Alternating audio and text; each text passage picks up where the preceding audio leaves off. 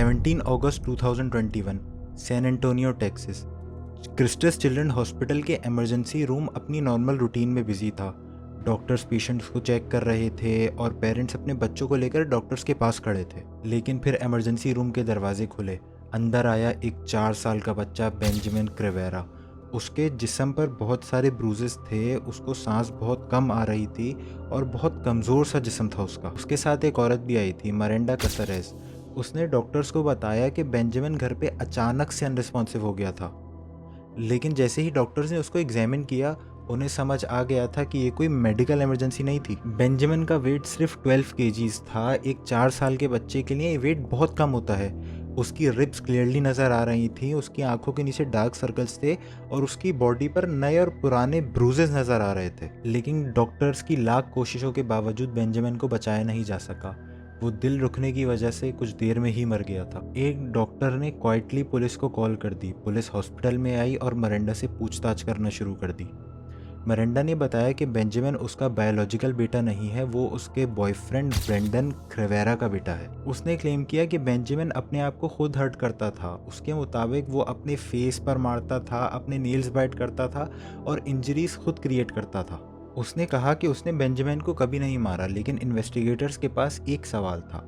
अगर एक 4 साल का बच्चा इतना इंजर्ड था तो उसकी मदद क्यों नहीं की गई? Medical examiner doctor Kimberly Molina ने बेंजामिन की ऑटोप्सी की और जो रियलिटी उनके सामने आई वो बहुत ज़्यादा हार्ट ब्रेकिंग थी।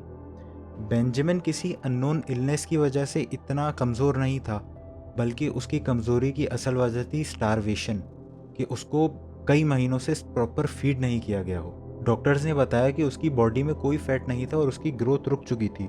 उन्होंने ये भी इंक्लूड किया कि 4 साल की उम्र तक बेंजामिन प्रॉपर ग्रो कर रहा था, लेकिन उसके बाद उसने अपना वज़न गिराना शुरू कर दिया। मेडिकल एक्सपर्ट ने कहा कि जितनी डिफरेंट जगहों पे बेंजामिन की इंजरीज हैं, वो एक 4 साल के बच्चे के लिए खुद क्रिएट करना बिल्कुल इम्पॉसिबल है। जब डिटेक्टिव्स ने उनका अपार्टमेंट सर्च किया तो सब कुछ नॉर्मल लग रहा था। लिविंग रूम क्लीन था, किचन ठीक था, बाथरूम ठीक थे। लेकिन उन्हें फिर एक ऐसी चीज़ मिली जिसने पूरी इस इन्वेस्टिगेशन का रुख ही बदल दिया। फ्रिज लॉक था, पेंट्री लॉक थी, किचन कैबिनेट्स लॉक थे, कि जैसे किसी बच्चे से खाना छुपाया जा रहा हो। जब डिटेक्टिव्स बेंजामिन के रूम में पहुंचे तो उन्होंने देखा उसका रूम बाहर से लॉक होता था। अंदर घुसते ही उन्होंने एक मैट्रेस देखा जो यूरिन में भीगा हुआ था और वॉल्स पर चारों तरफ कैमरे लगाए हुए थे और सारे कैमरे उसके मैट्रेस की तरफ पॉइंट किए गए थे। जब डिटेक्टिव्स ने मिरांडा का फ़ोन देखा तो उन्हें एक वीडियो मिली, जो वीडियो 17 अगस्त 2021 की थी, बेंजामिन की डेथ वाले दिन की। वो कार में बैठा हुआ था, उसका जिस्म बहुत कमज़ोर था, उसकी हल्की सी आवाज़ निकल रही थी और वो सिर्फ एक ही चीज़ की भीख मांग रहा था, I want some bread, please give me some bread. वो अपने हाथ जोड़ रहा था, बार बार ब्रेड मांग रहा था, लेकिन उसे जवाब मिलता है कि no, chill out. Security footage में बेंजामिन फ्रिज और पेंट्री के लॉक्स खोलने की कोशिश करते हुए भी देखा गया। मरेंडा ने पुलिस को यह भी बताया कि बेंजामिन कभी कभार अपने डायपर से फीसिस निकाल के कंज्यूम करता था और उसने कहा कि मुझे समझ ही नहीं आता था कि वो ऐसा क्यों करता है। लेकिन इन्वेस्टिगेशन के दौरान ये चीज़ भी सामने आई कि बेंजामिन को सिर्फ भूखा नहीं रखा जाता था, उसको बहुत क्रूल पनिशमेंट्स भी दी जाती थी। वीडियोस और विटनेस टेस्टिमनीज के मुताबिक बेंजामिन को एक सज़ा दी जाती थी जिसके अंदर उसको बगैर हाथ लगाए बाथरूम के फ्लोर में से ब्रेड क्रम्स चाटने पड़ते थे। एक और इंसिडेंट में बेंजामिन को सज़ा के तौर पर हैंड सैनिटाइज़र पिला दिया गया। वीडियो में वो अपना मुंह पकड़कर पानी के लिए रोता हुआ और भीख मांगता हुआ नजर आया। उसके बड़े भाई ने तो ये तक टेस्टिमनी दी कि मिरांडा बेंजामिन को सजा देने के लिए कभी कभार उसके मुंह में हॉट सॉस तक डाल देती थी। उसने ये भी बताया कि एक पनिशमेंट के तौर पर वो टॉयलेट में से यूरिन निकालकर बेंजामिन को पीने के ऊपर मजबूर करती थी। उसने ये तक बताया कि एक दफ़ा जब वो लोग पार्क गए हुए थे और बेंजामिन ने खाने की जिद करी तो उसने अपना गंदा जूता ब्रेड पे लगाकर बेंजामिन को खाने के लिए दिया और बेंजामिन उस वक्त इतना भूखा था कि उसने बगैर किसी रेजिस्टेंस के वो ब्रेड कंज्यूम भी कर लिया। उसके बड़े भाई ने ये तक क्लेम किया, अब मैं बहुत सारे क्लेम्स एक साथ बता रहा हूँ क्योंकि ये केस ही इतना डिस्टर्बिंग है। उसके बड़े भाई ने ये तक क्लेम किया कि मिरांडा बेंजामिन के साथ एक बहुत खौफनाक गेम खेलती थी।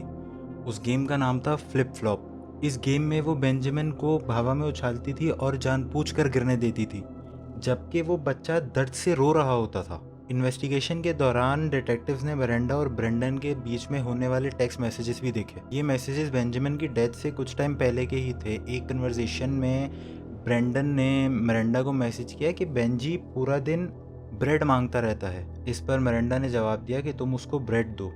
लेकिन ब्रेंडन का जो आगे से जवाब आया वो बहुत अजीब सा था। उसने कहा कि बेंजामिन को डिनर करने की ज़रूरत नहीं है। प्रोसिक्यूशन ने कोर्ट में बताया कि ये मैसेज दिखाते हैं कि इन दोनों एडल्ट्स को पता था कि बेंजामिन हर वक्त भूखा रहता है, लेकिन इन दोनों ने उसको कभी प्रॉपर्ली फीड ही नहीं किया। कोर्ट में ये भी डिस्कस हुआ कि मिरांडा अक्सर कंप्लेन करती थी कि बेंजामिन हर वक्त ब्रेड की जिद करता रहता है।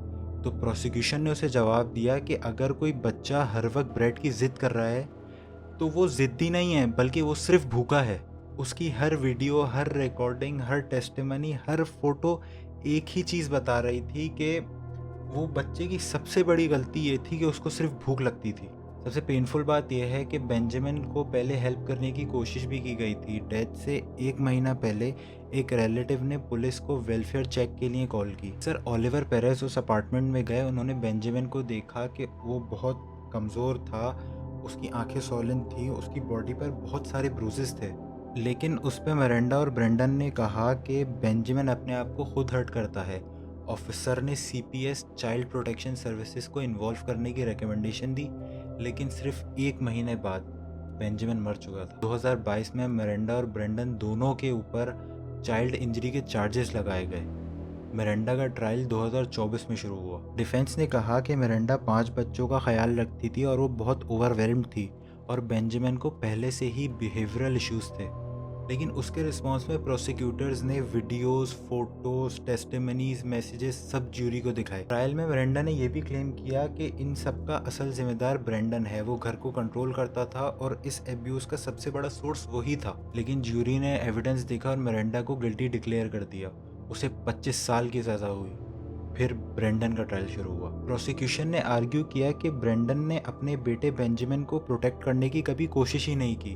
उन्होंने मैसेजेस और वीडियोस कोर्ट में पेश किए। लेकिन डिफेंस ने आर्ग्यू किया कि ब्रेंडन को इस सिचुएशन की सीरियसनेस का अंदाज़ा नहीं था और ज्यूरी ने ब्रेंडन को I don't know why not guilty plead कर दिया। ये केस एक प्रॉपर क्राइम का केस भी नहीं है। मतलब एक बच्चे के साथ इतनी डिस्टर्बिंग और हॉरिफिक चीज़ें की गई थी कि इवन दो वो बच्चा शायद बोल नहीं सकता था, लेकिन उसकी कंडीशन को देख के पता चल रहा था कि उसके साथ कितना जुल्म हुआ है। बेंजामिन ने अपनी ज़िंदगी के आखिरी मोमेंट्स में कोई टॉय नहीं मांगा, कोई बड़ी चीज़ नहीं मांगी। उसने बस एक बेसिक चीज़ मांगी थी कि please I want some bread. This just shows कि इस दुनिया में कितने हार्टलेस लोग रहते हैं। So just remember, life is fragile, live it well, until next time, take care of yourself.